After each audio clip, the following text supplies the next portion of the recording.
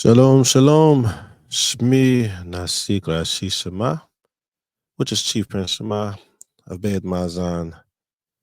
Baruchim Habayim. Welcome, Kulam, Ole Kulam to everyone. Reshit אני רוצה לתת כבוד ושבח לאחווה, Aloe, Abraham, Yitzchak, Yaakov. First, I want to give honor and praise to the Most High power of Abraham, Isaac, and Jacob. Today is going to be hopefully a short presentation. It's been a while since I did a presentation. I've been getting a lot of things in order with some things that we're presenting from Bayeeth Ma'azahn Network. We've put out a new song. You all definitely want to listen to. It's called Keep On Trying. So if you have not, make sure you go and check out the last song that we posted here on our YouTube channel. In the description, I will also be giving a link for our Discord community, Bayeeth Ma'azahn VIP community. It's a lot of things that's going to be on there, including things like what you're about to check out today, hopefully.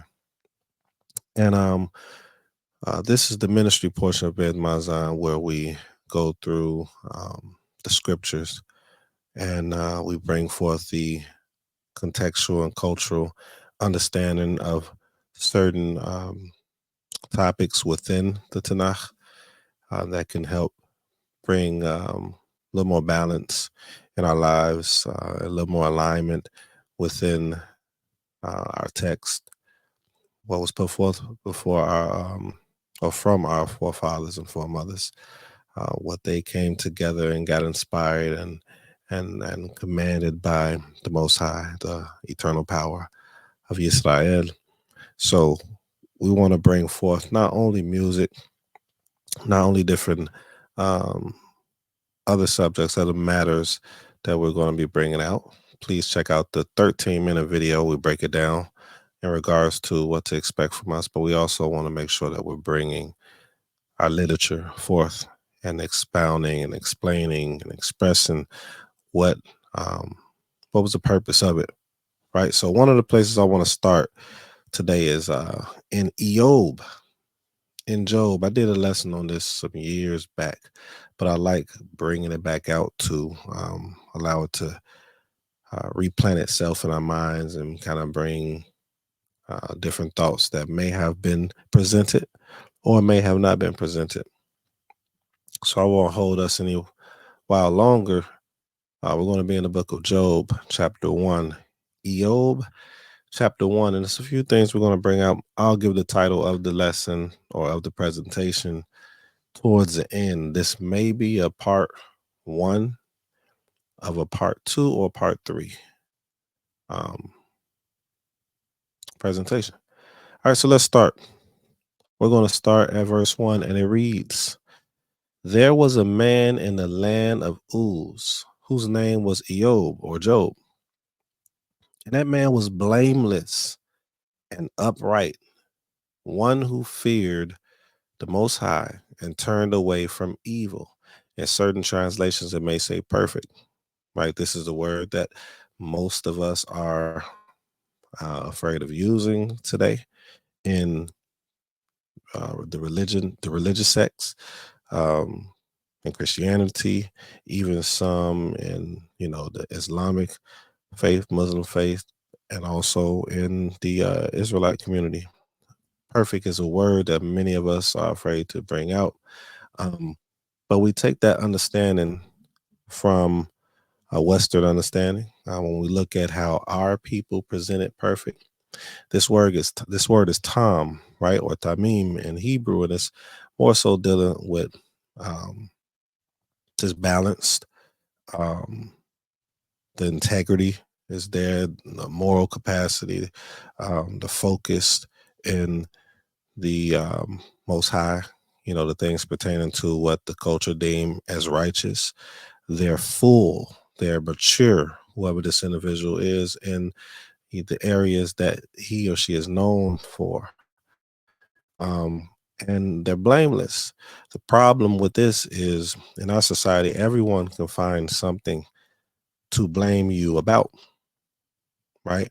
But this scripture is bringing out, say he was blameless and upright.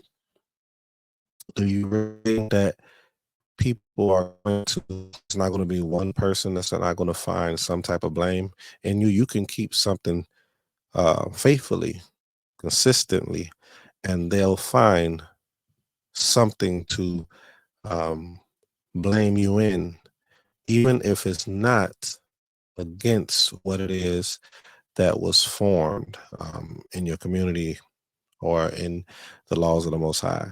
It's going to be something, because a lot of times we are reactional. We react from certain things.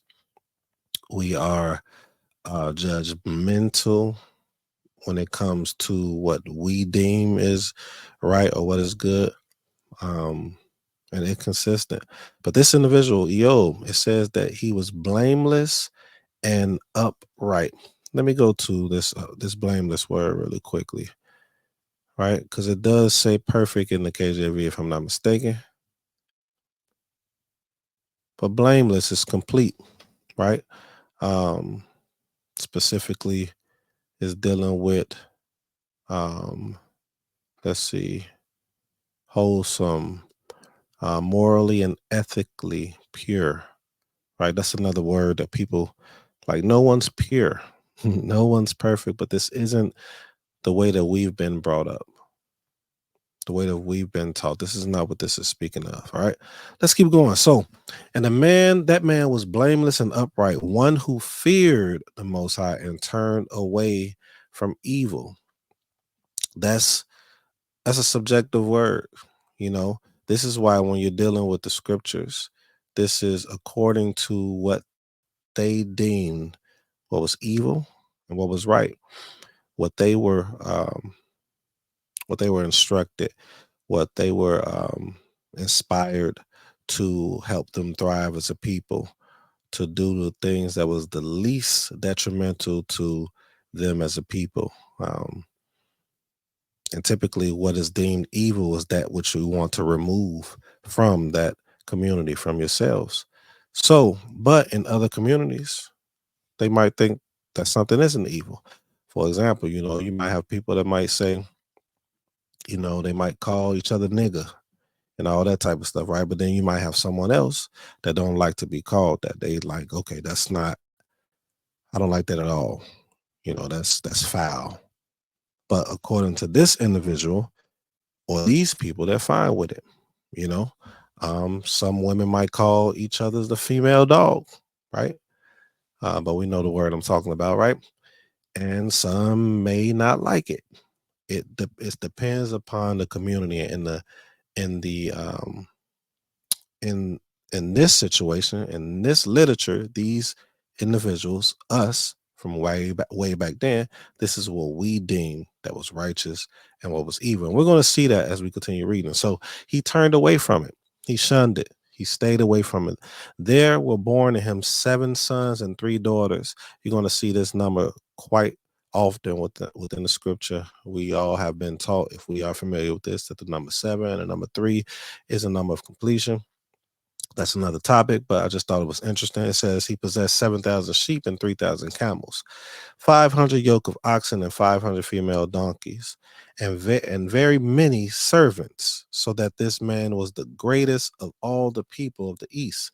So the thing that's interesting is when people think of someone that's great, a man or a woman that's great, automatically they go with the finances, they go with the resources. But in this instant, this was the last thing mentioned that deemed him to be this great man or the greatest of all the people of the East. The very first thing mentioned was that he was blameless. The very first thing mentioned was that he was blameless, right? And upright, or perfect and upright. The third thing was he feared the Most High. And the fourth was he turned away from evil. The scripture wanted to present that first before presenting his resources. Many people have resources. Many people are well off, but there are not even close to as many people that are deemed blameless that are deemed upright, especially now in today's society, right? That are deemed fearing the Most High. In Christianity, they say, fear God. I'm a God-fearing man or woman. But how many of them say they turn away from evil? No, they tend to say everyone's a sinner. That's what they tend to say. And this is what we need to get away from. Because when we're saying that we're sinners, or we're saying that no one is perfect, that's removing the accountability from ourselves to continue to become better. Not according to society, but according to what we claim we read, we study, that we claim that we want to abide by. These are the things that we want to improve on. And when we're looking at this, when we're reading this, when we're studying this, it's telling us how to improve on these things. And one of the things that it says often that you're going to hear is going to say, be holy as I am holy, in certain translations, right? Or be set apart as I am set apart, which in Leviticus, Wa'ikra is one of my favorite books out of the first 5 books, because it's showing you how to be clean versus unclean. And when you hear me say that, it's like, wait, I know how to be clean. I could just go wash up and clean myself and spray on some cologne, spray on some perfume, and put on some oils and things of that nature. It's deeper than that. A lot of times, not a lot of times, well, many times within the scripture, the clean part is talking about first is your mind, right? Your spirit. But we tend to go for the things that we could grab, that we can see, that we desire, that we want.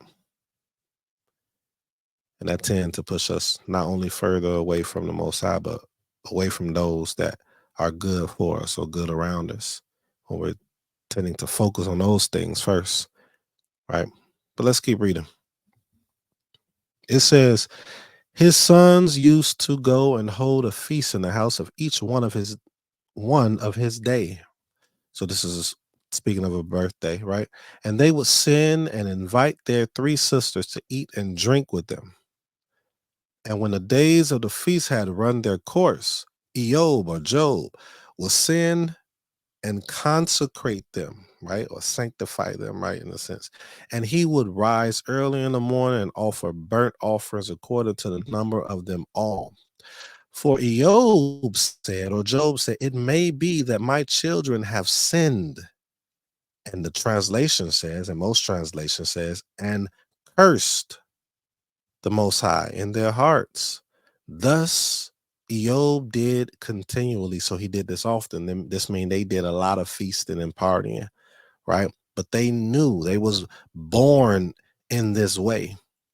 They saw how their Ab or their Abba, people will say, or their father moved.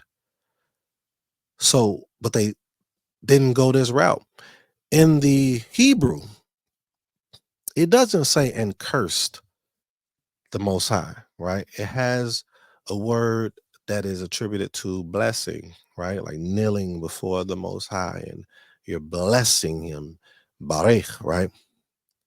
And it's a school of thought that it's a lot of controversy with why this word is used. Why are they translating it to curse, right? Why are they translated as cursed when the word is typically used for blessed, baruch, berecha, berechot, blessings, why is this word being used and they're using it as a curse?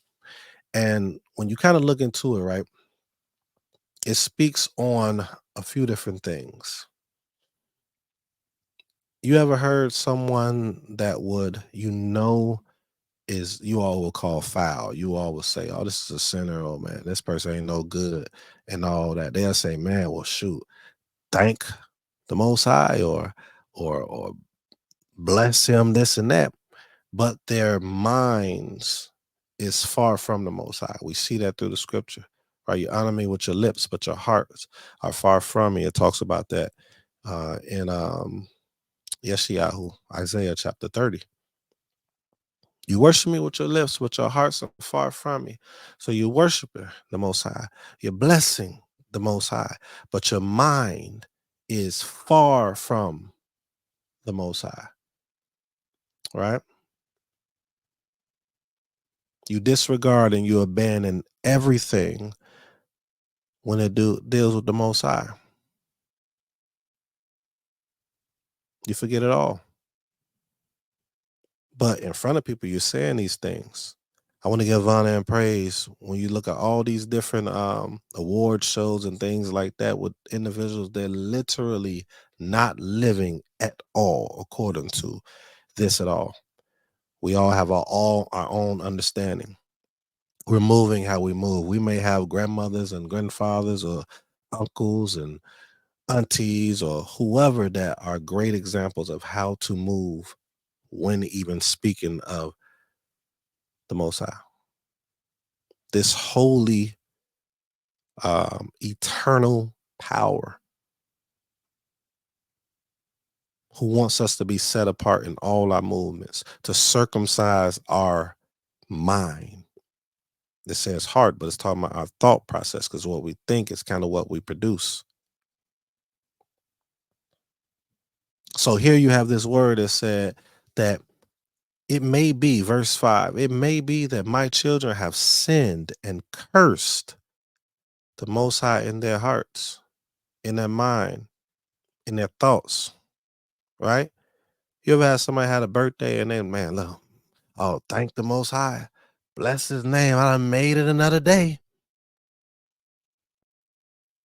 You doing that, this is not the actions or things that you're doing is not something to bless the Most High for, to use his name in that sense.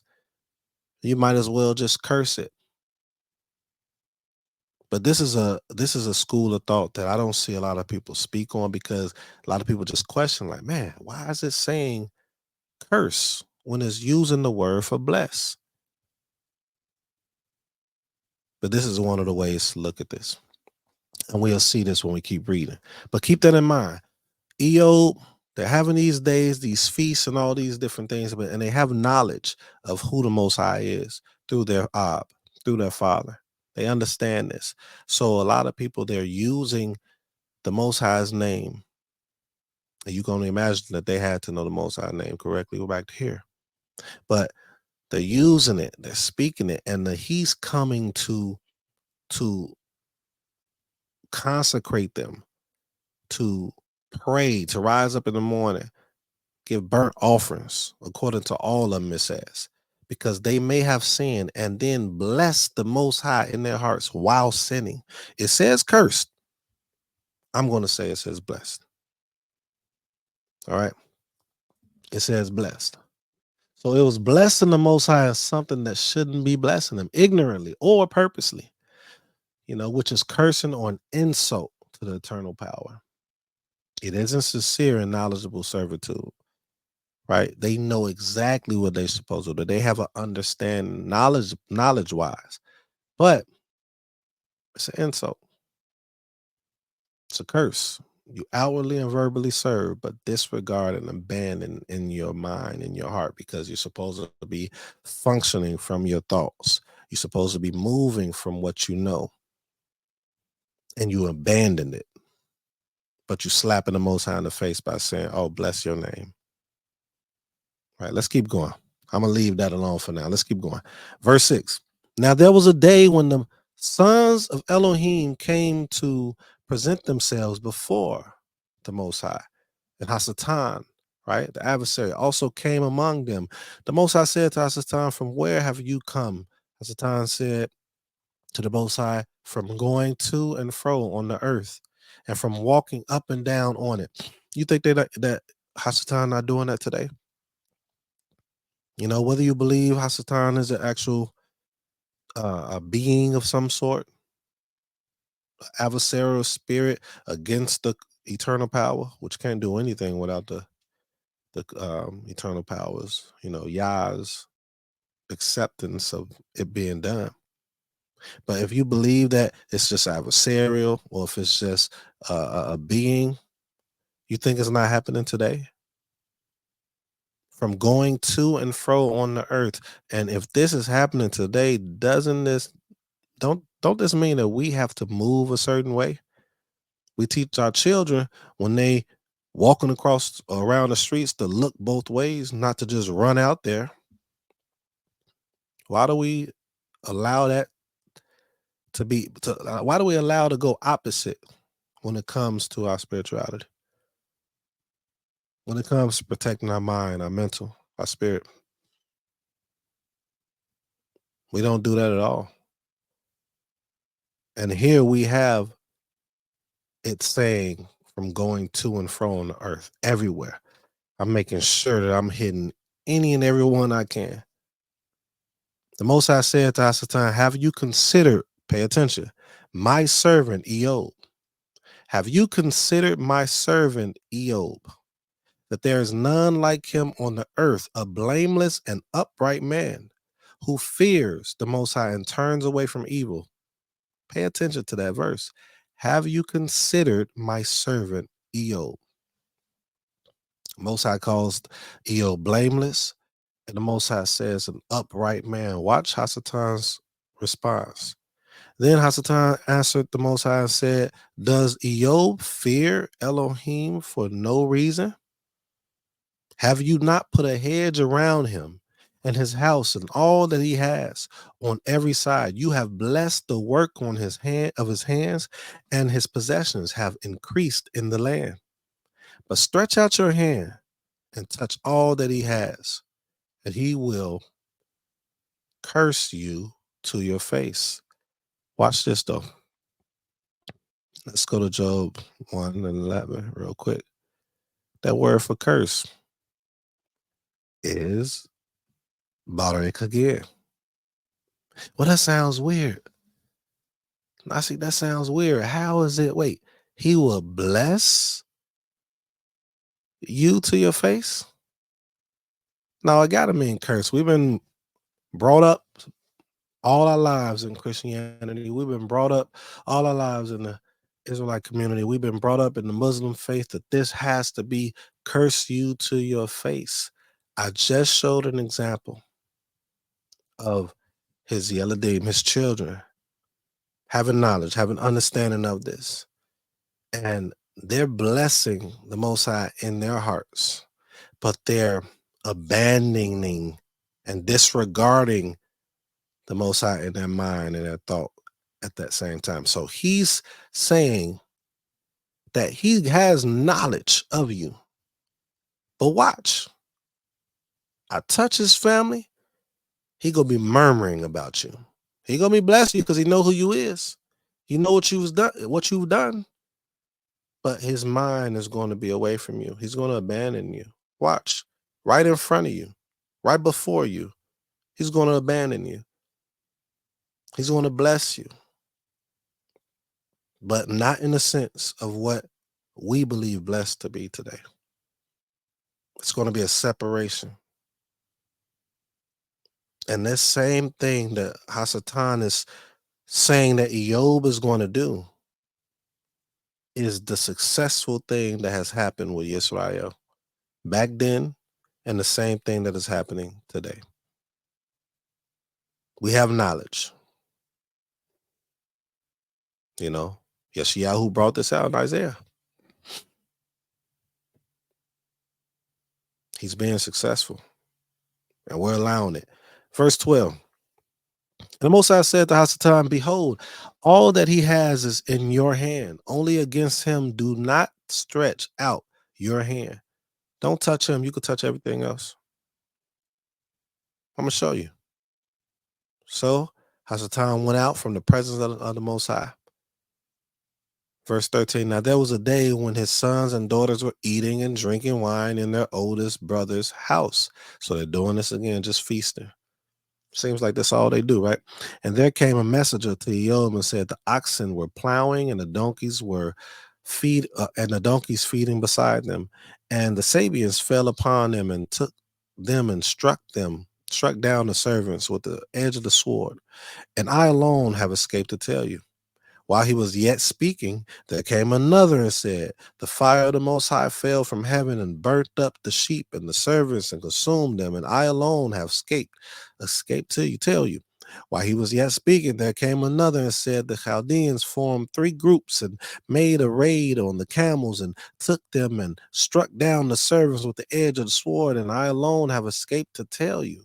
While he was yet speaking, there came another and said, your sons and daughters were eating and drinking wine in their oldest brother's house, and behold, a great wind came across the wilderness and struck the 4 corners of the house, and it fell upon the young people, and they are dead. And I alone have escaped to tell you. One thing after the other. One thing after the other. A lot of us always say things like, man, if it ain't one thing, it's another thing. But how do we bounce back from it? How do we view it? Do we still give honor and praise to the Most High? This isn't to say that you can't feel a certain way, you can't feel down, you can't ask questions, but do we give honor and praise to the Most High and still keep our mind focused? Do we bless the Most High, but we still abandoning and disregard the Most High with our mind? Do we separate ourselves from him when he's telling us to be set apart with him? Let's see what Job does. Then Job arose and tore his robe and shaved his head and fell on the ground and worshiped. And he said, naked I came from my mother's womb, and naked shall I return. That is tough. The Most High gave, and the Most High has taken away. Blessed be the name of the Most High. In all this, Job did not sin or change or charge Elohim with wrong. Notice the verbiage.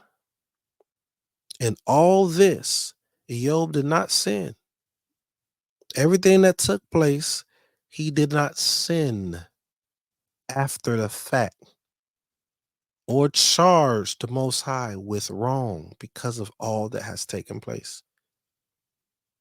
A lot of us will go through things. We'll still have an understanding of who the Most High is, but we'll be like, man, this gotta be like, why? This is your doing. Why you do this? Why me? And all this, Job did not charge the Most High with wrong.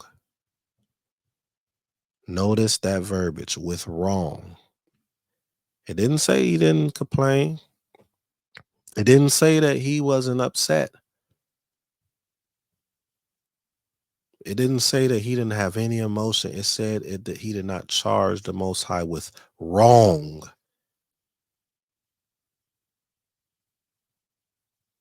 All right, let's go ahead and go to the next chapter. But before we go, just pay attention to 21 again. It says, naked I came from my mother's womb, and naked shall I return. The Most High gave, and the Most High has taken away. Blessed be the name of the Most High. I want to go somewhere really quick. Let me see something. Let me see. I just want to check something out. Let me check something out. Don't go anywhere. What was that? Job 1 and 21, right?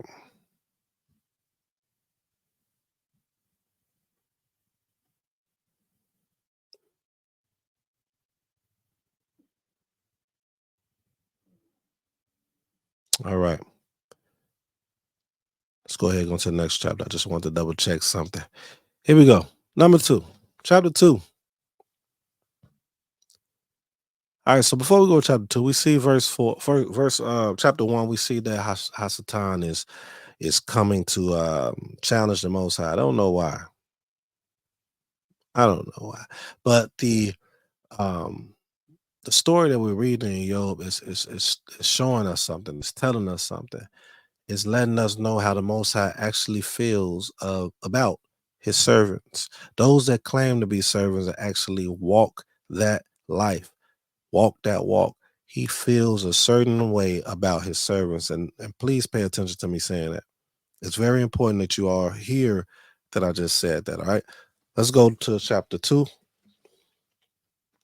Verse 1 says, again, there was a day when the sons of Elohim came to present themselves before the Most High, and Hasatan also came among them to present himself before the Most High.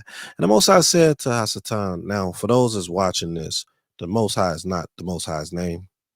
I just know that it's a lot of different variations that people use. And I want you to hear the message more than anything. So I don't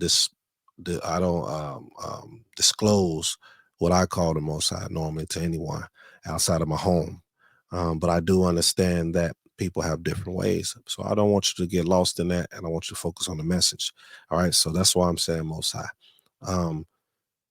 And the Most High said to Hasatan, from where have you come? Again, we see the same thing. Hasatan answered the Most High and said, from going to and fro on the earth and from walking up and down on it. Hasatan is not getting tired. You have to be intentional in everything that you do. Everything that you do. You have to be focused. You know, when dealing with matters that can affect your mind, that can affect your mental, that's what we have to do. You have to be strategic and you have to be ahead of it. You have to protect yourself. If you have a family, you have to protect your family. If you have a wife, you have to protect your wife. If you have a husband, you have to protect your husband. You know, as a saying, they say that this is my rib, right? And what does a rib do? A rib is supposed to protect the life force of you. It's the stuff that causes you to live and function, right? A rib is real strong, it's something that's hard that protects things that's soft and causes your life to continue on. So if you're a rib, which I would translate that a little different, but if you are a rib, that's your job too. So we all have to protect one another. And when you understand your purpose, that's what you have to do, because this Hasatan is traveling, going to and fro every day, all day, not getting tired from walking up and down. This happens nonstop, right? If you believe this school of thought, then it should force you it should provoke your thinking to shift in protect mode. All right. Verse 3 says, and the Most High said to Hasatan, have you considered, once again, check it, my servant Job? It's important that you pay attention to me saying servant part. Have you considered him? That there is none like him on the earth or on the land, right? In this region of the land of where he is born, right? Well, we could say earth, Eretz. It should say Eretz. Let's go to it really quickly. Earth should say Eretz. Yep, it says Eretz. Okay, but it could also be land, territory, country, right? Territorial country. But we'll use earth for the sake of argument. A blameless and upright man who fears the Most High and turns away from evil, and has 7,000 cattle and all the. Nope, it doesn't say none of that in this chapter, because that is not the focus of what the Most High wants you to be as a servant of the Most High. Those are things that happens, and you can obtain that not being righteous. You can obtain those things not being righteous, according to our literature, according to throughout the history of time. But the things that's focused on the most is being blameless, not blameless only to you, but blameless to those outside. And we're going to see that. And there's going to be people that's not going to, their true colors comes out about you, right? When something is not great about you to them. And we're going to see that here. It says a blameless and upright man who fears the Most High and turns away from evil. That his focus is not to be evil, according to what the culture or his culture is. And in this instance, it's the culture throughout the Torah or Tanakh. Some say, well, Torah wasn't brought forth in this time. Well, I beg to differ, but we won't go into that right now. That's not the basis of what I'm trying to bring out today. All right. It says he still holds fast his integrity. No matter what took place, he holds fast his integrity. It's a read Devarim chapter 1, Deuteronomy chapter 1, and it talks about these men who are in positions, and of course women, but these men more specifically who are in positions and how they are to hold fast no matter what. It doesn't say no age in there, by the way.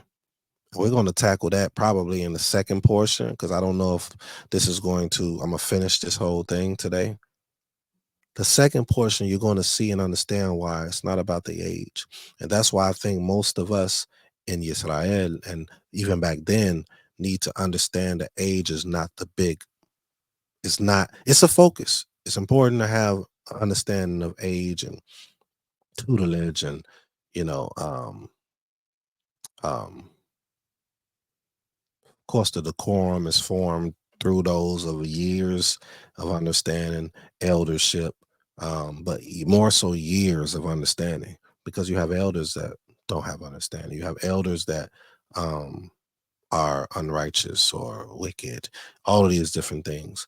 The years is more so put in with that individual with the Most High.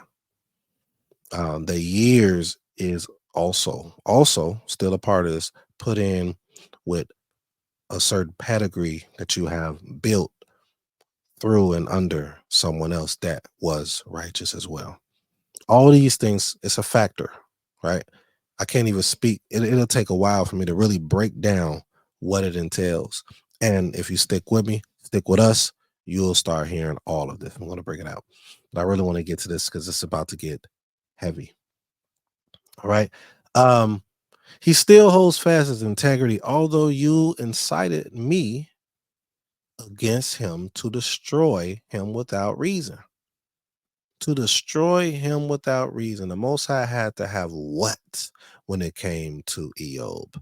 Faith, trust, belief, knowledge of this individual completely, knowing how he will respond to things that can push and break and destroy the average person, that he will stick it through and still be faithful to the Most High. He knew it. That's why he said, have you considered my servant, Eob? Have you considered him? Some will say, why would he do that? Why would he allow something to happen to someone that he said is his servant? Why? Why would you do that? Because he had to. But let's keep going. Then Hasatan answered the Most High and said, skin for skin, all that a man has, he will give for his life.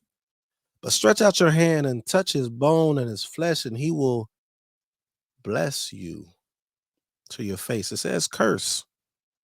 Most of you look at it as curse, and that's fine. I'm not trying to change your mind, but the word is barek here, which is similar to baruch, which baracha, barachot, right? Mebarech, all these different words that's still dealing with bless. Still dealing with bless. But I tried to express to you what it's saying, what it means. He will bless you to your face. He's going to, because he understands who you are.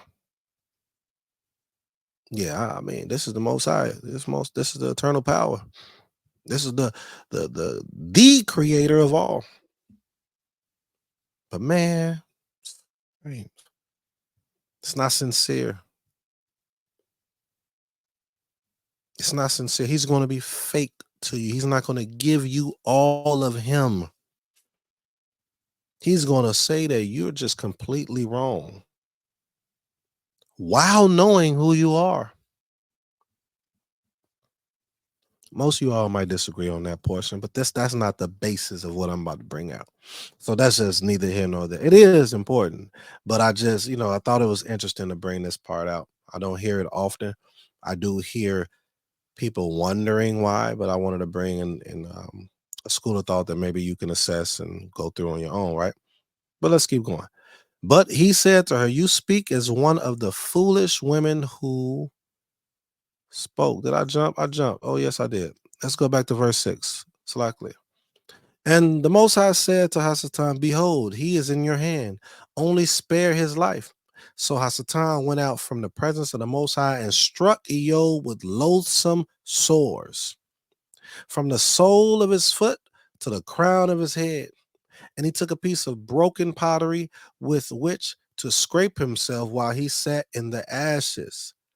So this is painful. Of course, probably none of you know how painful it is. Of course, I don't know how painful it is. But the way that they're describing it, we have to imagine that these these sores, it says loathsome sores. These sores have to be something that was excruciating pain, right? Boils from the sole of his foot unto his crown, to his head, inflammation, eruption, right? Is burning. He's in excruciating pain, just burning from his toes all the way to the top of his head. It says, and he took a piece of broken pottery with which to scrape himself while he sat in the ashes. Verse 9. Then his wife said to him, "Do you still hold fast your integrity?" It says, "Curse Elohim and die."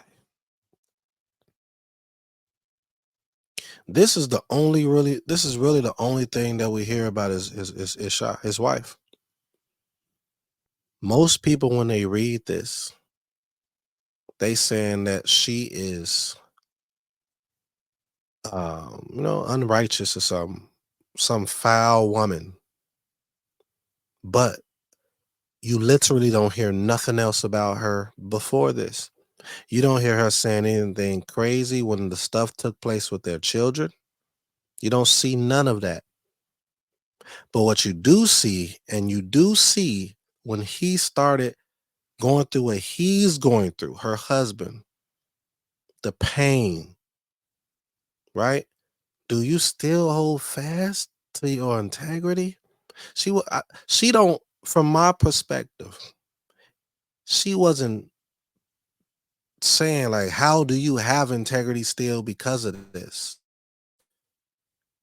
It says, bless the Most High and die. Just give up. Just let go, baby. It's okay. Y'all, we got to look at it from how, if this happened to us for real. Imagine a righteous man and a woman, because you don't see her being called unrighteous at all before this. You don't see any crazy stuff being said when her own children got murdered, or not murdered, so like got put away, died. All these things took place to them, and all they cattle and all that. You don't see nothing bad being said about her. But you do say it says, curse the Most High and die, which I say it says, bless the Most High and die. Just let go. It's okay to let go, baby. It's okay. But watch what he says. And his response is what most people start to look at her as though she's an unrighteous woman. It says, but he said to her, "You speak as one of the foolish woman would speak. You speak as one of them." That doesn't mean that he's calling her that. That doesn't mean that he believes that she is that. It's not my time to give up. See, a man that's a husband and a wife dynamic. Remember in Genesis, in Bereshit, it calls the woman Nekabah, and it calls the man Zachar. And Zachar, right? Ani zocher, I'm remembering. Zachar is he remembered. So it's when it says male and female, he created he them, Zachar, Nekabah, right? So our job is to remember what is being told to us through our culture, through our literature, through the Most High, first and foremost, before those two. But I'm just bringing it out. It's our job to remember these things, to keep us on point. He didn't believe that she was some unruly and foolish woman. He said at this point, no, I'm not giving up. I know you're caring about me right now. You don't want me to go through this. This stuff is breaking me down completely. But right now, we got to be and have the same belief that we had. Period. You can't speak like them. We know who the Most High is. She said, bless the Most High and die. Just let go. Bless him, let go. But she pulled away. Y'all thought I forgot. Y'all thought I was going to forget telling you this part. She pulled away. She was separating herself a bit from that knowledge. She was abandoning their understanding. And he had to remind her. You speak as one of the foolish women would speak. Shall we receive good from the Most High? And shall we not receive evil? You think you know this though. I don't have to tell you this, but let me remind you this. Because that male and female, he created them. That male is Zachar. And Zachar is the past tense for he remembered. So he had to remember himself and remind his wife. It says, in all this, Eob did not sin with his lips. He didn't sin with his lips. Now let's keep going down. Verse 11. Now when Eob's 3 friends heard of all this evil that had come upon him, they came each from his own place. Eliphaz. Oh, this is interesting. You all wait till we gonna get there. We got a little while to go. Eliphaz, the Temanite, Bildad, the Shuhite, and Zophar, the Naamathite. It's only mentioning 3 people, y'all. They made an appointment together to come to show him sympathy and comfort him. Sympathy and comfort him. Now it translates as sympathy. Let's see what it says in another translation. Together to come to mourn with him and to comfort him. All right, so this says sympathy and it says to mourn. I wanna go somewhere. Hold on one second.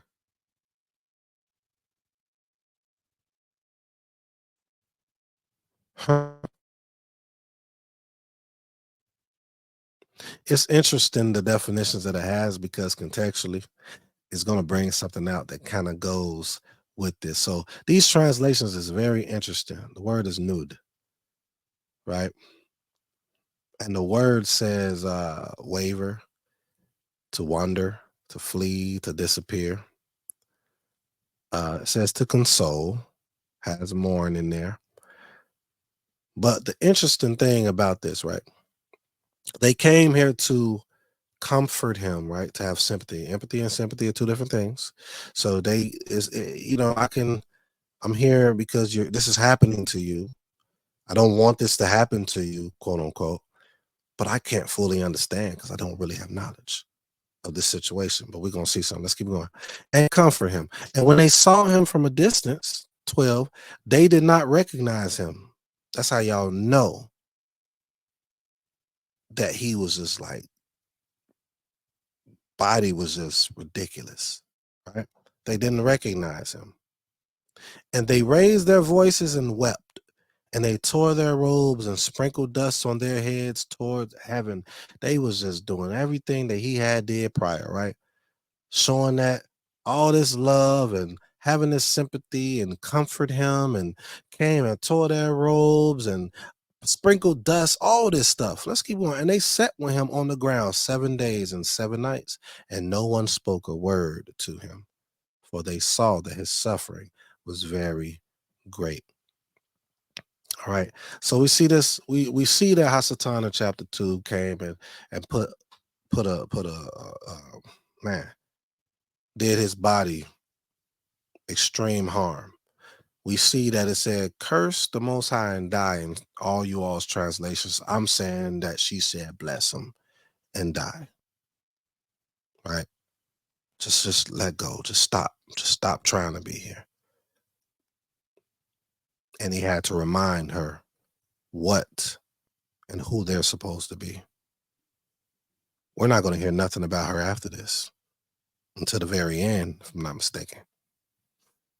So it was just that moment. Everyone has their moment, especially a righteous man and woman.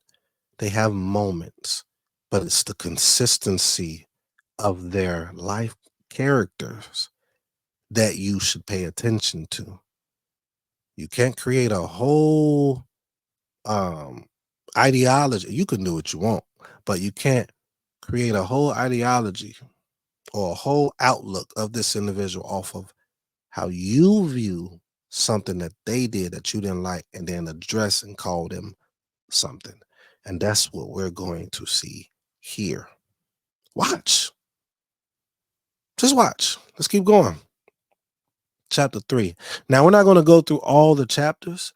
I just want to use this to kind of bring out certain things. And we might not even read this whole chapter. I just want you to hear what Eob is going to do. He's going to lament, right? He's going to, when you think of lamentations, he's going to just let things out. And what's interesting, I was talking to my grandmother, about certain things of how religion views certain aspects of the text, and whole doctrines are created from it with no contextual backing to it. And now we have the whole world calling everyone a sinner, saying no one is perfect, saying that Noah was a drunk. All these different ideologies and doctrines with no cultural explanation to the masses, and the masses not even really wanting to know, but no cultural understanding, no context involved. And we created all these different understandings. But then you will speak to people that can break something down, the truth about those subjects I just mentioned, and then now it's like, whoa, that was really simple. It's really simple what you're bringing out. That's what my grandmother was saying. It's just like, wow, like I don't, and first of all, I commend her for saying that, because, I stand on their shoulders. And we all of us stand on the shoulders of those before us. So it's our job to increase in understanding, to bring it back to the original way it should be understood, because we have had our literature taken, and now things are just created about our literature, or what they think it should be, or what it should say. And that's not the case. It shouldn't be the case. Even if it wasn't our literature, we still should find out the context of what's being said, what we're reading, get understanding of why this is, get understanding of what all was put in place for this to be about. Then we might be like, oh, you know what? He wasn't a drunk. The man just survived all these months, and everyone in the face of the world, in his world, died, drowned, didn't make it. He came off. He had him a drink, went to sleep. How's he a drunk? Where can you read that he's a drunk before that or after that? So why is everyone saying that? Hey, see, the Most High, he'll find and pick anybody. He picked Noah. Noah was a drunk, and he saved the world. Where was he a drunk? So we have to go through this and dissect this, and that's what we're about to do with this. We're gonna dissect um certain things. I'm gonna bring the title out at the end. But let's read a few verses in this chapter. We're not going to dwell in it, but I want you all to see what he's saying. All right. Verse 1. After this, Eob opened his mouth and cursed the day of his birth. Now, this says, after this, Eob opened his mouth and cursed the day of his birth. Let's see what this word for cursed is. Is it the same word? No. You have two words, kalal. And then the other one, this isn't the other one. The other one is something rural. I can't think of that right now. But we know one thing. It is in Barak. So why is this why is this translation showing that this is cursed? But then the other places we went to, it says curse as well as a translation. You got to take in consideration what I brought out. But we're going to keep reading. He cursed the day of his birth. And he said, let the day perish on which I was born, and the night that said, a man is conceived. Let that day be darkness. May the Most High above not seek it, nor light shine upon it. Did he say that the Most High is wrong? Let gloom and deep darkness claim it. Let clouds dwell upon it. Let the blackness of the day terrify it. That night, let thick darkness seize it. Let it not rejoice among the days of the year. Let it not come into the number of the months. Behold, let that night be barren. Let no joyful cry into it. Let those curse it who curse the day, who are ready to rouse up Leviathan. Let's stop there for a second. Let's check out those curses. This is the word arar, right? Arar. Arar is the word that I was looking for. I knew it was arar in there somewhere. Let's look at the other curse. Let them curse, and that curse. So this is going to be, yep, nakab. Okay, so it's a kalal, nakab, and arar. Okay, so we're seeing these different curses. These are the words that you will use for curse. But we won't go into that. Let's keep going. Let the stars of his dawn be dark. Verse 9. Let it hope for light, but have none, nor see the eyelids of the morning, because it did not shut the doors of my mother's womb, nor hide trouble from my eyes. Why did I not die at birth? Come out from the womb and expire. Wait a minute. He complaining. Why he complaining? He's in pain. Extreme, excruciating, burning pain. And he knows what his life has been. He knows who he has been. We know who he has been according to the Most High in the first chapter and the second chapter. He was a servant. Have you tried my servant who is not going to falter? He's not going to go left or right. He is blameless. Still was there. Some will say, well, shoot. Right now, he cursing the Most High. He just want to die. He listened to his wife. I guess we will see. But we're not going to go through, it's 42 chapters. We're not going to go through 42, but I have to pinpoint some things. Let's read a few more, and I'm going to take you to the next chapter. Let the stars of his dawns be dark. Let it hope for light, but have none, nor see the eyelids of the morning, because it did not shut the doors of my mother's womb. I read that. Why did I not die at birth? Come out from the womb and expire. Why did the knees receive me? Or why the breasts that I should nurse? For then I would have laid down and been quiet. I would have slept. Then I would have been at rest with kings and counselors of the earth who rebuilt ruins to them for themselves, or with princes who had gold, who filled their houses in silver. Or why was I not as a hidden stillborn child, as infants who never see the light? There the wicked cease from troubling. There the wicked, cease from troubling, and there the weary are at rest, right? He made a distinction right there. He just want to rest. Okay. We're not going to read all of that. Um, let's jump down. For the thing that I fear comes upon me. Verse 25. And what I dread befalls me. I am not at ease, nor am I quiet. I have no rest, but trouble comes. Okay.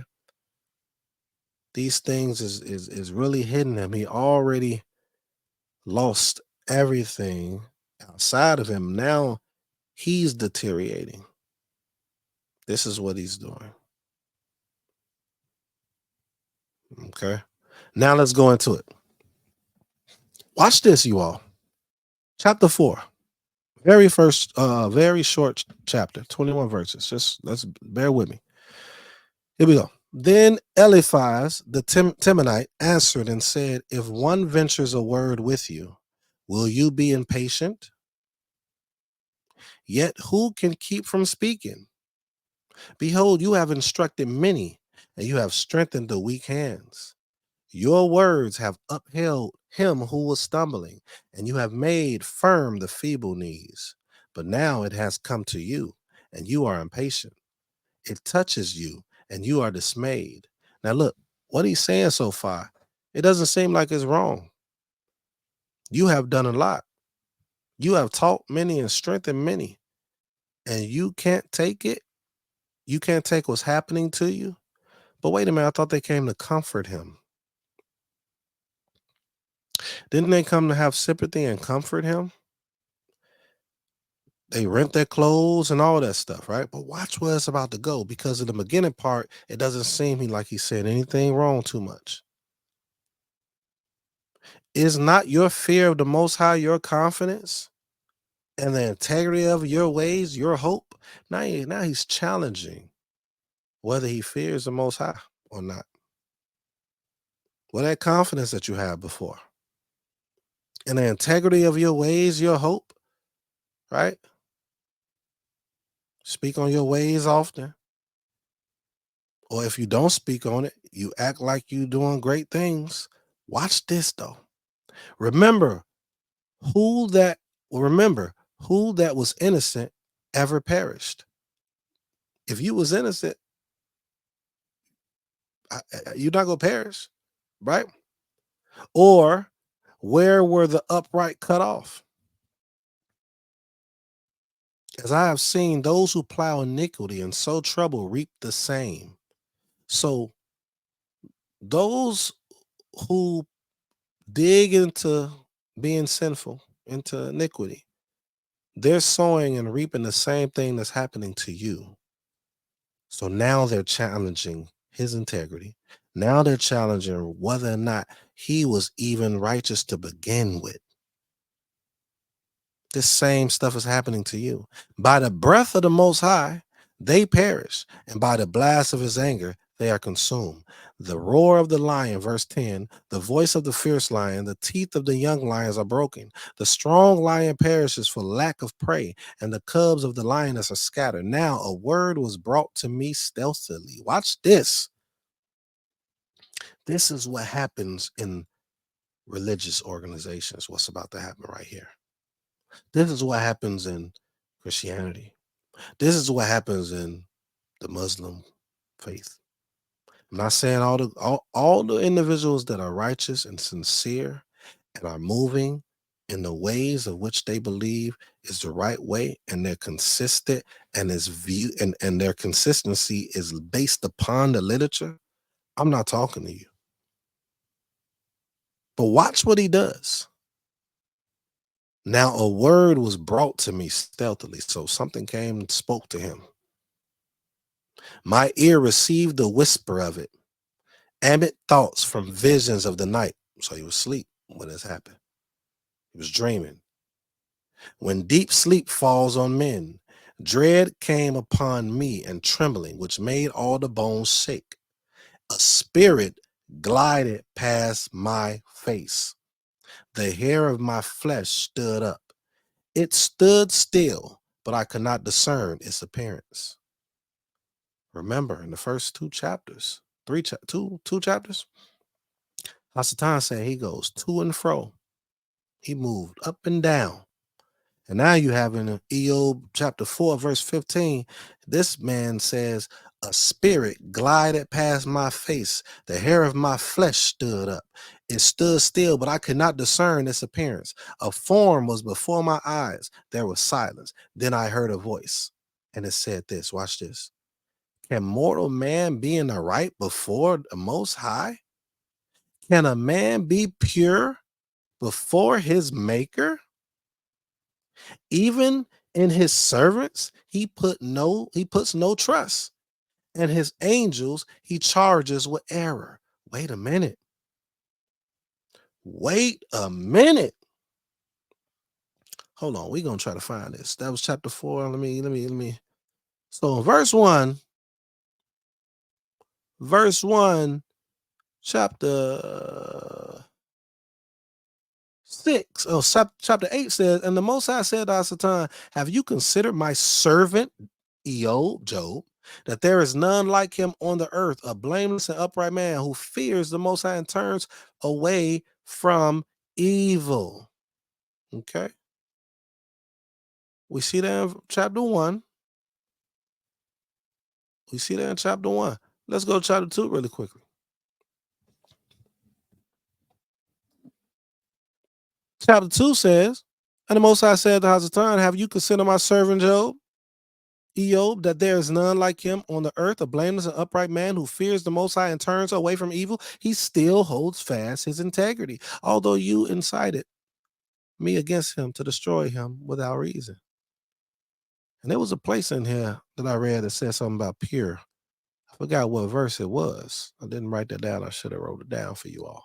But when we go back to chapter 4, it says 17, can mortal man be in the right before the Most High? Can a man be pure before his maker? Even his servants, he puts no trust.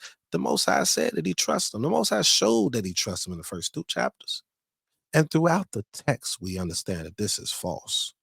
But this elder, one of these 3 men who are also known in their circles, in their close regions, had to be, because they're able to sit with Job and come before him. They're not regular people.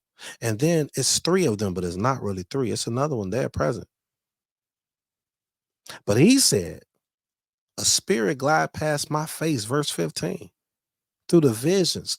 A word came to him stealthily, secretly, in his ear while he was sleeping. I'm telling you, if you're overly religious and overly spiritual, this would be you. You'll see things as happening, or you'll see something happen with somebody's life, and you will automatically just assume because of who you believe yourself to be. This happens in Christianity completely. This happens in our community completely. This happens in most communities that has a move off being religious. They won't deem themselves as religious, but this is what happens. And then you're used for your own destruction. We're going to see that. Let's keep going. But he says, even in the servants, he puts no trust. That's a lie. And his angels, he charges with error. That's a lie. How much more those who dwell in houses of clay, whose foundation is in the dust, who are crushed like the moth between morning and evening. They are beaten to pieces. They perish forever without anyone regarding it. Is not their tent cord plucked up within them? Do they not die and without wisdom? So this man, this elder, Eliphaz, literally spoke contrary to what we can read and understand. To the Most High said, this happens all the time. All the time. So he goes in a lot in verse 5, chapter 5. I'm not going to read all of it. Please, you all go through it. I'll read a little bit of it because this is crazy. Verse 1 says, "Call now, is there anyone who will answer you? To which of the holy ones will you turn?" Wait a minute, they came to comfort him. And look how they're responding. Eliphaz, to start, is responding to you. "Surely vexation kills the fool, and jealousy slays the simple. I have seen the fool taking root, but suddenly I cursed his dwelling. His children are far from safety. They are crushed in the gate, and there is no one to deliver them." Now look, they're taking the scenario that happened to his children and using it to say, well, see, you have to be this way if these people that are connected to you are suffering the wrath of the Most High. "The hungry eat his harvest, and he takes it even out of thorns, and a thirsty pants after his wealth. For affliction does not come from the dust. It don't just come out of nowhere." That's what he's saying. "Nor does trouble sprout from the ground." Got to be something that you did. Has to be. It is impossible for a righteous or a blameless individual to get any of these things done to them. That's what they're saying. That's what they're saying. I believe they've been waiting for something like this. Soon as this happened, it didn't show that they wasn't. Of course, it's not going to tell us everything. So this is just me speaking from, you know, just piecing all this together. How how far apart did they visit Eob? I don't know. What did they really feel about Eob? I mean, it's coming out here. But what did they really feel about him? I don't know. Well, I do know, actually. I'm reading it. Let's keep going. I'm going to read a few more. "But man is born to trouble as the sparks fly upward. As for me, I would seek Elohim, and to Elohim would I commit my cause. Who does great things and unsearchable, marvelous things without number? He gives rain on the earth and sends water on the fields. He sets on high those who are lowly, and those who mourn are lifted to safety. He frustrates the devices of the crafty, so that their hands achieve no success. He catches the wise in their own craftiness, and the schemes of the wily are brought to a quick end." He is literally tearing him apart right now. The things that he's saying is not false completely. It's not false what he's saying. But what makes it false is who he's saying it about. What makes it false is who he's saying it about. All right, let's go to the next. Let's see what we got. So he responds. He lets them know that his complaints is just. It's not unrighteous, right? Right. Let's read. I'm gonna read a few verses on chapter 6. "On that my vexation were weighed." This is a Job. "And all my calamity laid in the balances. For then it will be heavier than the sand of the sea. Therefore my words have been rash." It's rational. "For the arrows of the Almighty are in me." Why is he saying that? Because none of this stuff will happen without the Most High's permission. He understands that. "My spirit drinks their poison." He's going through pain. What was okayed by the Most High? So he says, "For the arrows of the Almighty are in me. My spirit drinks their poison. The terrors of Elohim are arrayed against me." Scripture says the Most High has a terrible power.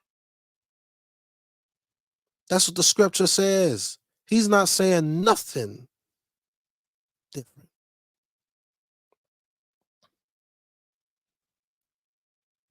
I'm gonna stop there. We got to keep going. We got to keep moving. I don't want this to be, I want to make sure this goes through fully. All right. So he just goes in a little bit. You all can read through it. It will seem to those of us that are And you know, it's interesting. I was about to say overly righteous, right? Scripture talks about overly righteous, but we use it so out of context. Those individuals who keep the laws of the Most High will be looked at by those who don't as overly righteous. But overly righteous is actually those who do not keep the laws of the Most High. Literally, this is not a shot at anyone. Trust me. I promise you. I'm trying to encourage you to read that in context and understand what it's saying. But what are the laws? Is it just do? The laws come in here as well. How do we operate with people? How do we operate with people? It's so much deeper than just the laws, which that is still part of the laws. But what I'm saying is those um who come at those that do the laws of the Most High can be and are contextually the ones that are overly righteous. It's not the other way around. That's another topic. I may do a lesson on that later, but I wanted to bring that out. Um, so he goes in. He's just my life has no help. Things of that nature. He's going in, understandably. Now let's go to the next person.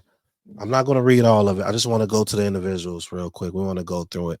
This is going to be part one. It's not going to be long. It has been over an hour. Hopefully, you all are enjoying the commentary and certain breakdowns. Hopefully, you're watching all of it because we're going to be going and bringing forth more. But this is a good starting point because a lot of us today are going through things, and I want to encourage those of you that are sincere and truly wanting to do right um, according to what we read in our text or read in the Tanakh through the scriptures, um, and just encourage you to keep pushing because stuff like this could break you down. And if you're not strong, you know, people that come and speak to you in this nature could cause you and make you feel like you are not who you know yourself to be. But you got to be just like Eob in this fashion. You got to stand your ground and speak what it is. They don't have to know. Matter of fact, they probably don't know. They're probably doing exactly what these individuals are doing. You make sure that you're being righteous according to the Most High, not according to yourself. It seemed like, because they said it was quiet when they first came. For 7 days, I think, they wasn't really saying nothing. Were they really trying to get the information? Did they ask for context and understanding of what took place? It doesn't say that. I would say no. Anybody who asks the right questions, who takes the time and wants to know, wouldn't say all of this stuff if they knew, unless they're just trying to teach and break down. And that's what happened here. Watch this with Bildad. Then Bildad the Shuhite answered and said, how long will you say these things and the words of your mouth be a great wind? A great wind. Like you just blowing out smoke. Just blowing. Just rambling. Just going in. How much more of these things you gonna say? Does the Most High pervert justice? So if you were so justified in your things and what you're talking about, is the Most High really gonna pervert it? Does he operate like that? I don't know. The elders don't seem to know. Bildad don't seem to know. Or does the Almighty pervert the right? If your children have sinned against him, he has delivered them into the hand of their transgression. He didn't say that they did. He didn't. Where do we see that he literally said that the Most High was wrong as it pertains to his children? Maybe I need to go back and read myself. I don't know. If you will seek the Most High and plead with the Almighty for mercy.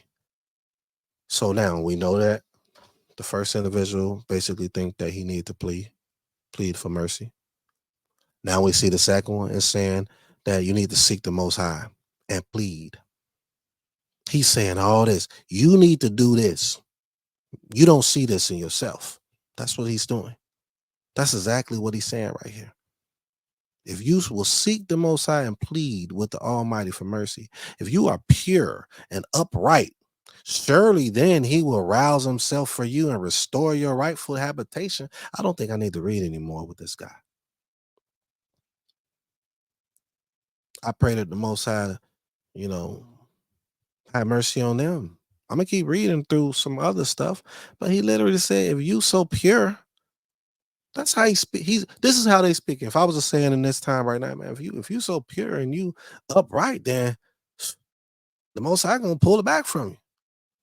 Restore your rightful habitation if you so upright and pure. See, somebody else will look at this and say they're encouraging him. If you are pure and upright, surely he will rouse himself for you and restore your rightful habitations. Right? That's encouragement. Mm-mm. You keep reading. I'm not going to read through all of it. I'm not going to read through all of it. But I'm trying to show you something. They came to comfort him. They came to, you never know. Maybe they left where they all came from and wanted to look a certain way. They wanted to bless this individual because what he was known and who he was known to be of. But in their mind, they didn't. Right? They actually removed themselves, abandoned him. Remember, I was speaking on that as far as with the blessing in the first two chapters. Maybe that's what they did. And here they are, and they brought these things out that is literally contrary. And we're going to see. Okay, let's stop there. I'm going to keep going. We're going to graze through some of these. So I want to get to the point. So we see Job is replying, chapter 9, he's replying. And now we see him in chapter 10 speaking towards the Most High.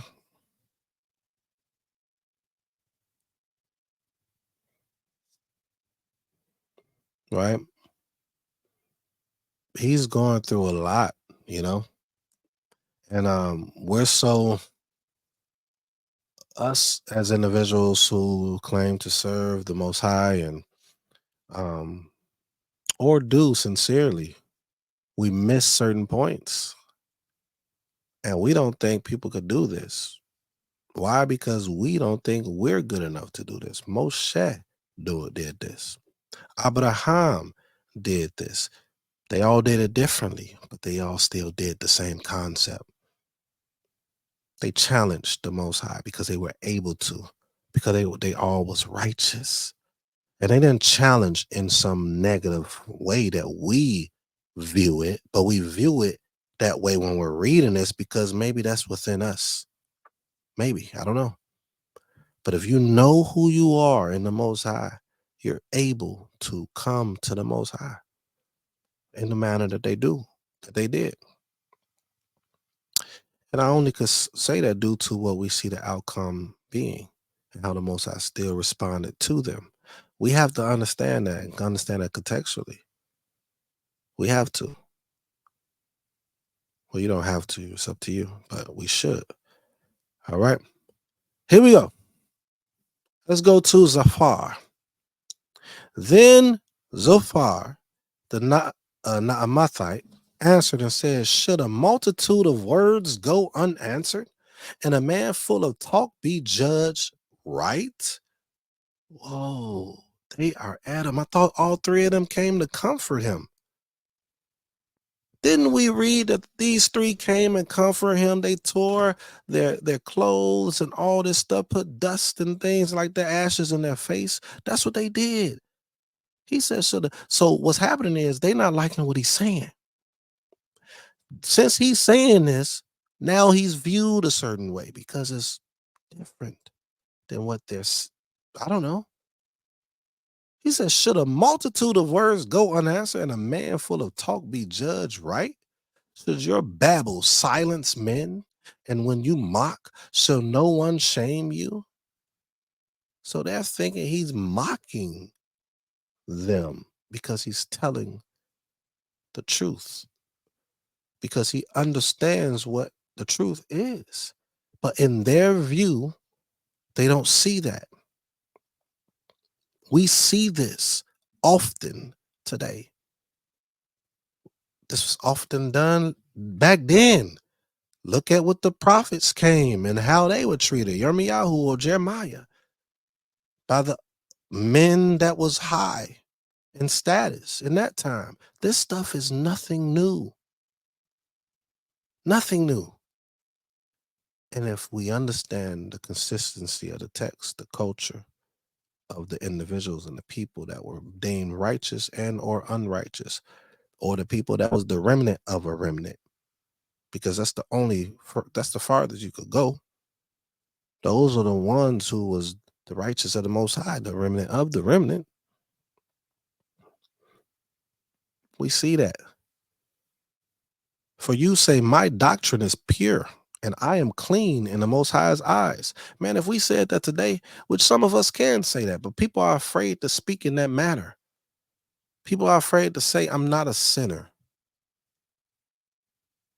People are afraid to say that because they'll get people that speak like this individual right here, Zafar, talking to him saying, you say my doctrine is pure and I am clean in the Most High's eyes. But oh, that Elohim would speak and open his lips to you, and that he will tell you the secrets of wisdom, for he is a manifold and understanding. Know then that the Most High exacts of you less than your gift deserves.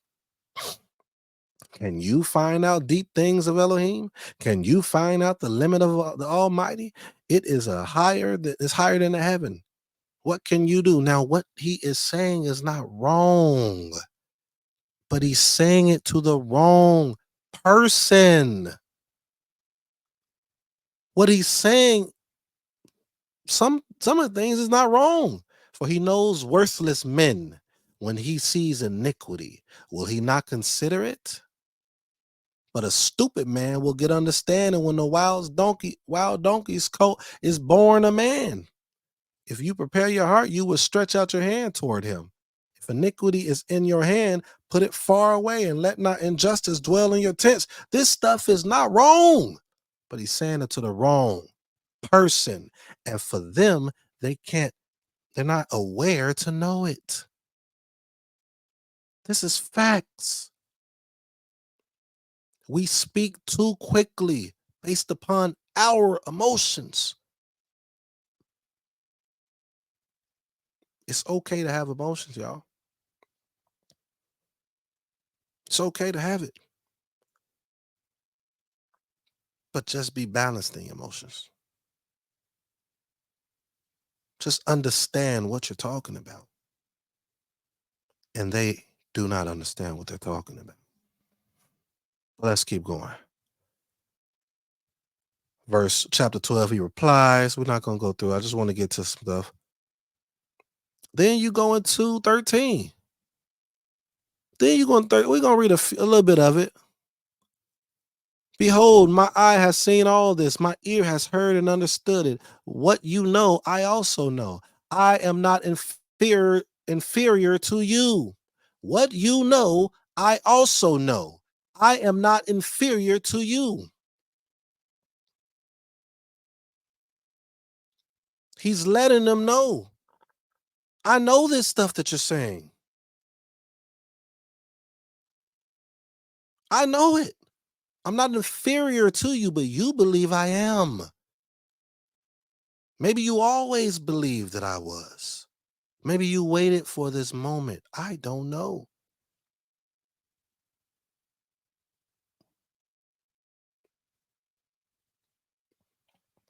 But I would speak to the Almighty, and I desire to argue my case with Elohim. I ain't arguing nothing with you.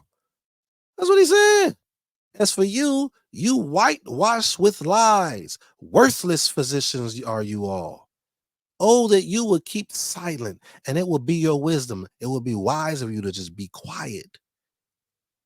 It will be more wise for you to be quiet because things may happen to you and you're not understanding that it will. Because for some reason, you don't understand who I am. You think I'm inferior to you. You blaming me for these things and don't even know the whole thing. You don't even know me, basically, because if you knew me, you wouldn't say these things. If you went off the consistency of me and the consistency of everything, you wouldn't say these things. Why are you talking about stuff about my children and I ain't even talking about them? That means you ain't listened to me. That means you didn't come to comfort me. You came to just be here and wait for the moment to attack. And that's what they're doing. Hear now my argument and listen to the pleadings of my lips. Will you speak falsely for Elohim and speak deceitfully for him? Will you show partiality toward him? Will you plead the case for Elohim? Will it be well with you when he searches you out? You trying to search me out. Will it be well for you if he search you out? Mm, no. Your maxims are proverbs of ashes. Your defenses are defenses of clay. Let me have silence and I will speak, and let come on me what may. Why should I take my flesh in my teeth and put my life in my hand? Though he slay me, I will hope in him. So he ain't blamed the Most High. He said, I'm going to hope in the Most High. Yet I will argue my ways to his face. This will be my salvation, and the godless shall not come before him. The godless shall not come before him. If you are godless, I don't never really say the godless, right?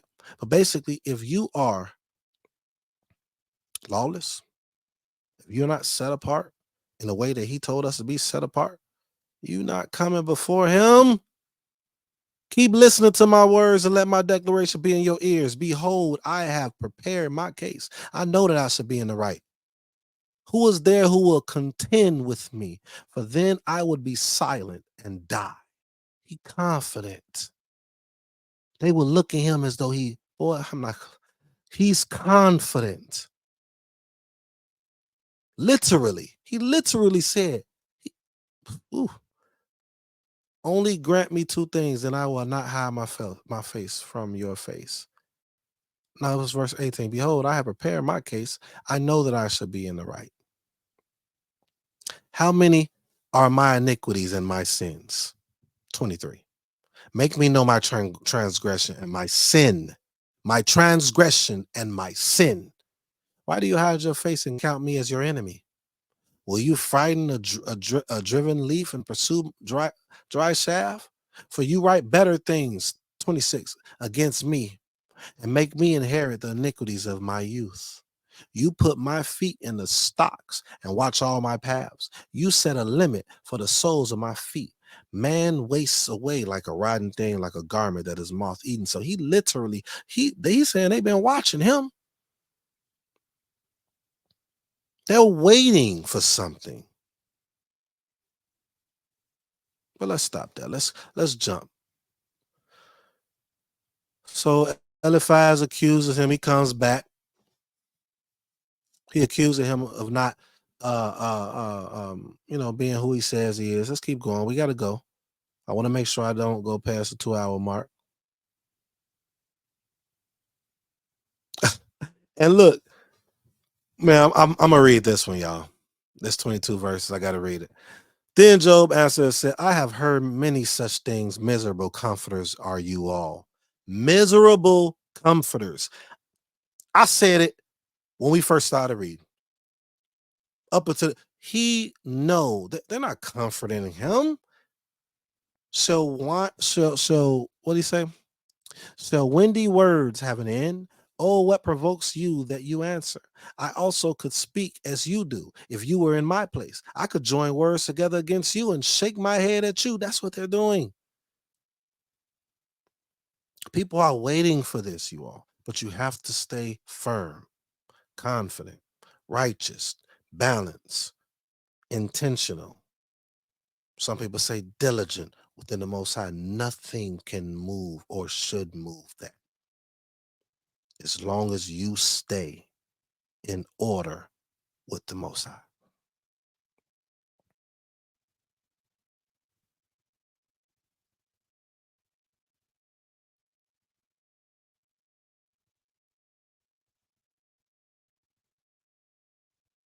This is powerful. A lot of us go through this thing, but a lot of us don't know how to bounce back like what we're about to see. Okay. Let me speed it up. Please read this. It says 16, 18. Let's read this.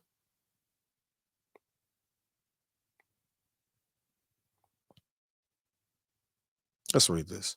O earth, cover not my blood, and let my cry find no resting place. Even now, behold, my witness is in heaven, and he who testifies for me is on high. He knows the Most High is still for him. My friends scorn me. My friends scorn me. They scorning him before his face. They're saying things to him before his face that isn't true. My eyes pours out tears to the Most High, that he would argue my case of a man with Elohim, as a son man does with his neighbor. For when a few years have come, I shall go the way from which I shall not return. Right? Okay. So he's still going in verse chapter 17. Bildad comes in talking about he punishes the wicked. This is the, now, now he's just battling back and forth because they're not hearing him. They only want to say what they think he's doing that is wicked and wrong. And all he is doing is pleading his case. He's bringing it out, right? It's a flip that's happening. Job, uh, he's still giving honor to the Most High in 19, and they still don't see it. Chapter 19, they still don't see it. 25, for I know that my Redeemer lives, and at the last he will stand upon the earth. And after my skin has been thus destroyed, yet in my flesh I shall see Elohim. He still is speaking how he's speaking. All right. We're gonna get there, you all. I'm getting through. All right. And they're just trying to destroy him, man. This is what we see today. This is nothing different. Okay. And you all, this was a wow. Look at this one though. Bildad, the shoe. He verse chapter 25. Then Bildad the Shushite answered and said, dominion and fear are with Elohim. He makes peace in his high heaven. Is there any number to his armies? Upon whom does his light not arise? How then can man be in the right before Elohim? How can he who is born of woman be pure? Behold, even the moon is not bright, and the stars are not pure in his eyes. How much less man, who is a maggot, and the son of man, who is a worm? This part right here is interesting to me. This is what we do too. We create sayings, we create doctrines and certain ideologies based upon what we believe from the texts in our studies, and now we're creating stuff that goes totally against scripture, and we don't even understand that it does. That's exactly what he just did. How then can man be in the right before Elohim? See, I understand where he could be going with that, but that he's saying everything wrong, especially to the wrong person. How can he who was born of a woman be pure. Mm. The moon is not bright.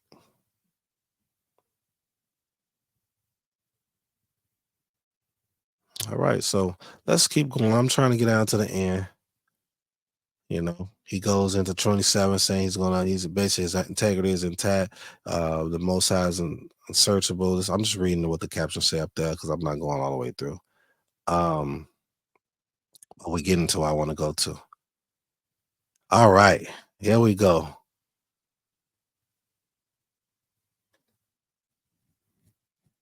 Let's see.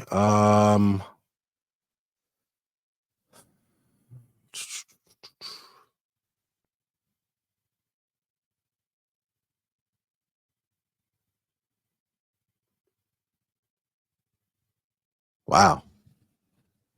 Y'all need to read chapter 32. We almost there, y'all. Bear with me. I got 20 minutes. We're almost there. I'm trying to get through. So you got to find. Okay, here we go. Elihu. I wanted to read this one. Then we're going to go to the end. I wanted to read this one. Just listen. Elihu is not those three that was mentioned. It's important that we understand because when we go into the next part 2 of this, you're going to see why I'm really going on Elihu with this. He says, but now, chapter 33, hear my speech, O Eob, and listen to all my words. Behold, I open my mouth, my tongue and my mouth speaks. My words declare the uprightness of my heart, and what my lips know, they speak sincerely. They speak sincerely. Nobody has said that has talked to him. This may not seem like a lot when y'all hear it, but the verbiage is a little different as an opening statement. The spirit of Elohim has made me, and the breath of the Almighty gives me life. Answer me if you can. Set your words in order before me. Take your stand. Behold, I am toward Elohim as you are. I too was pinched off from a piece of clay. Behold, no fear of me need terrify you. No fear of me need terrify you. My pressure will not be heavy upon you. So he's trying to come different than him. His approach is different. Surely you have spoken in my ears, and I have heard the sound of your words. You say, I am pure without transgression, I am clean, and there is no iniquity in me. Behold, he finds occasions against me. He counts me as his enemy. He puts my feet in the stocks and watches all the paths. Behold, in this you are not right. I will answer you, for Elohim is greater than man. Why do you contend against him, saying, he will answer none of man's words? For Elohim speaks in one way and in two, though man does not perceive it. In a dream, in a vision of the night, when deep sleep falls on men while they slumber on their beds, then he opens the ears of men and terrifies them with warnings, that he may turn man aside from his deed and conceal pride from man. He keeps back his soul from the pit, his life from perishing by the sword. This is deep. Watch this. I'm gonna tell y'all what I think about this when I'm done. Man is also rebuked with pain of his bed and with continual strife in his bones, so that his life loathes bread and his appetite the choicest food. His flesh is so wasted away that it could not be seen, and his bones that were not seen stick out. His soul draws near the pit, and his life to those who bring death. If there be for him an angel, a mediator, one of the thousand, to declare to man that what is right for him, and he is merciful to him, and says, deliver him from going down into the pit, I have found a ransom. Let his flesh become the fresh with youth. Become fresh with youth. Let him return to the days of his youthful vigor. Then man prays to Elohim, and he accepts him. He sees his face with a shout of joy and restores to a man his righteousness. He sings before men and says, I sin, he sings before men and says, I sinned and perverted what was right, and it was not repaid to me. He was redeemed my soul from going down into the pit, and my life shall look upon the light. Behold, Elohim does all these things twice, 3 times with a man to bring back his soul from the pit, that he may be lighted with the light of life. Pay attention, O Eo. Listen to me. Be silent, and I will speak. If you have any words, answer me. Speak, for I desire to justify you. If not, listen to me and be silent, and I will teach you wisdom. This is Elihu. But notice he didn't say that he was wicked and things of that nature. He didn't, his approach was different than all three of them. I want that to be clear, very different. The things that he was saying was true. Remember I said the things that the other three was saying. A lot of it was true and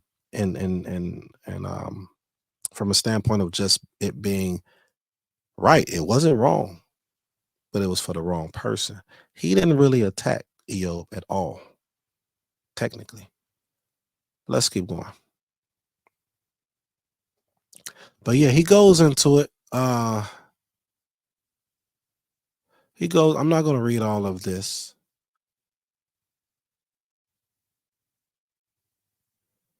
Job speaks without, okay, so man of understanding will say to me, and the wise man who hears me will say, Job speaks without knowledge. His words are without insight. Would that Job were tried to the end because he answers like a wicked man? For he adds rebellion to his sin, he claps his hand among us and multiplies his words against. So he's going in. He's going in. This is not where I want to go, but it's still okay. Elihu asserts God's justice. It says right here, let's keep going.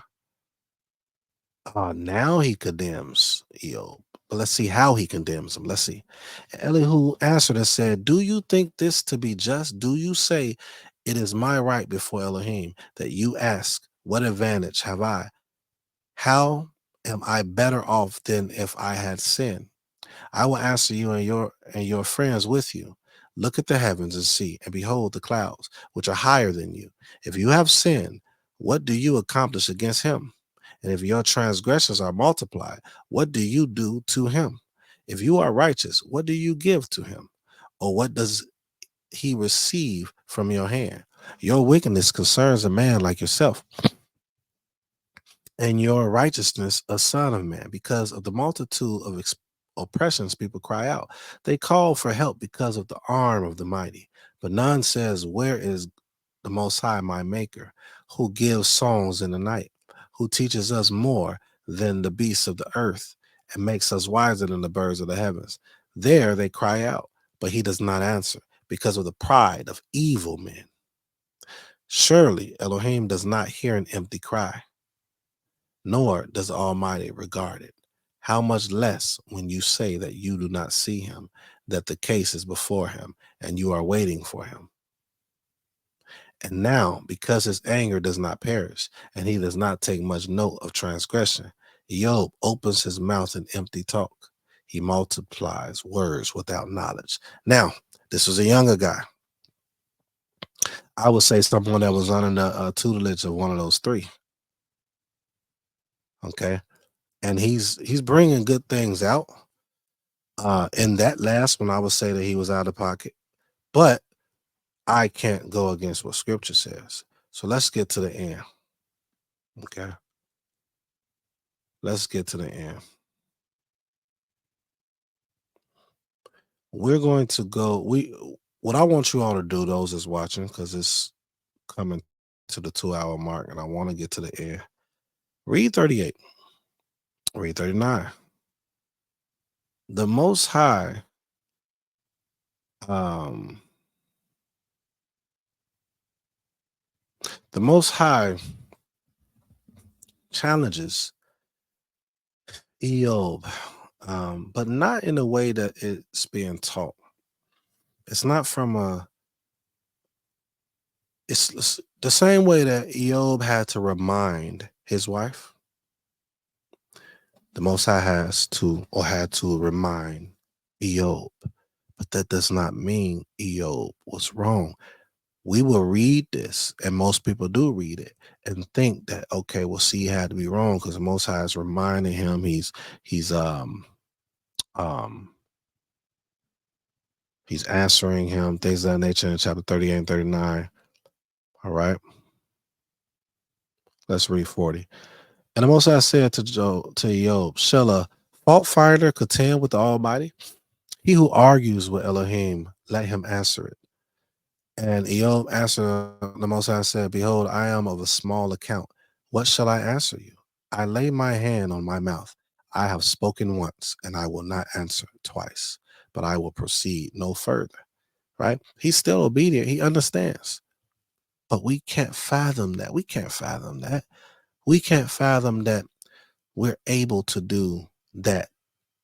We're not. We can't fathom it. We think that this is wrong. We think that we cannot talk to the Most High. We think that we cannot challenge one, and because that word challenge has a negative connotation, right? It's just negative. You're challenging me. You can't challenge me. No, you should be able to get a better understanding. And when I say challenge, I'm not saying to be disrespectful, but see, everybody has their own thought of what disrespect is, but you can't put that on someone when you haven't even expressed or outlined what is disrespectful.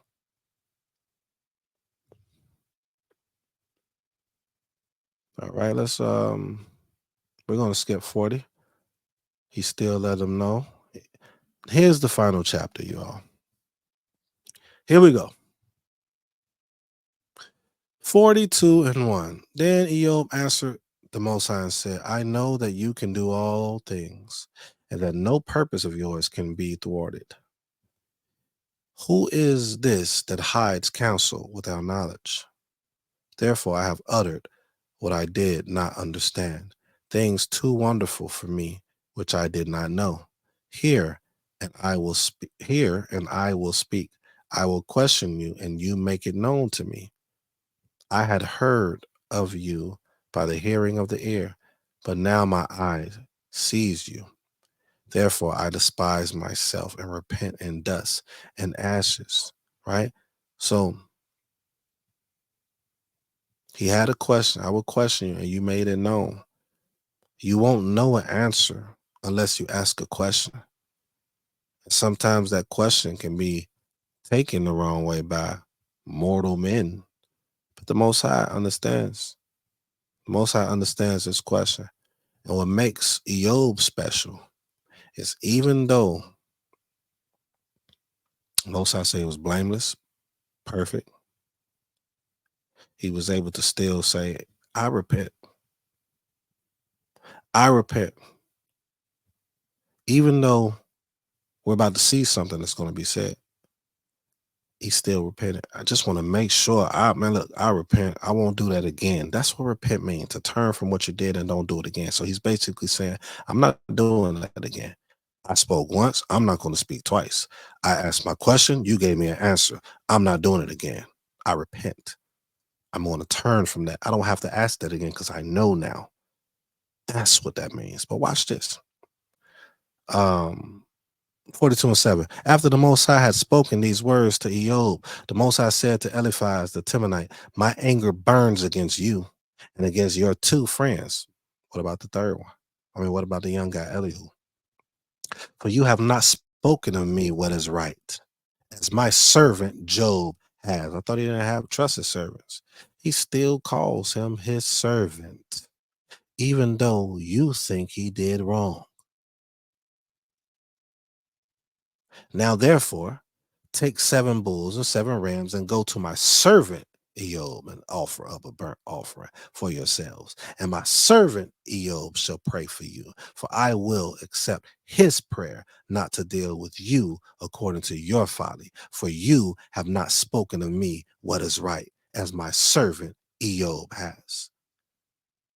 We all got to check ourselves and not become too great to what we think we're the only ones, because we may not be the only ones, one, or we may not even be that one that we think.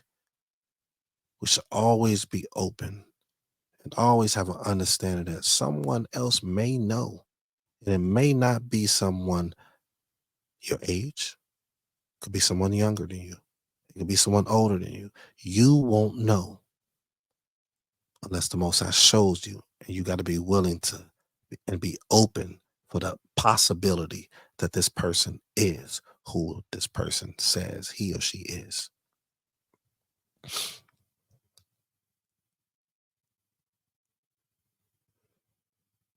Verse 9. So Eliphaz the Temanite and Bildad and Shuhite and Zophar, Bildad the Shuhite and Zophar the Naamathite went and did what the Most High had told them, and the Most High accepted Eob's prayer. You all was wrong. My servant wasn't. And the Most High restored the fortunes of Eob when he had prayed for his friends. And the Most High, and it said his friends. I don't want friends like that. But guess what? Many of us have friends like that. It's crazy. The Most High gave Eob twice as much as he had before. Then came to him all his brothers and sisters and all who had known him before, and ate bread with him in his house, and they showed him sympathy and comforted him for all the evil that the Most High had brought upon him. So they said evil that the Most High brought upon him. Now that's what they're saying. Now that's what it's known to be. And I hope this comforting is real comforted this time, because he knew that that wasn't real comforting that was happening.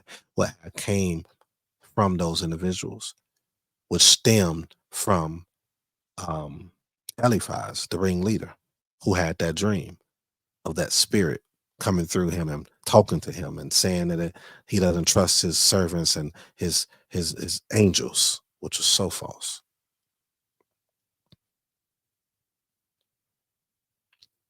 The Most High blessed the latter days of Eob more than his beginning. And he had 14,000 sheep, 6,000 camels, 1,000 yoke of oxen, and 1,000 female donkeys. He had also 7 sons and 3 daughters. And he had called the name of first daughter Jemina, and the name of Yemina, and the name of the second one Keziah, and the name of the third Karan Hapuch. And in all the land there were no women so beautiful as Job's daughters, and their father gave them an inheritance among their brothers. And after this, Eob lived 140 years and saw his sons and his sons' sons 4 generations. And Eob died an old man and full of days. You all, that concludes the first portion. This is part 1. This is part 1.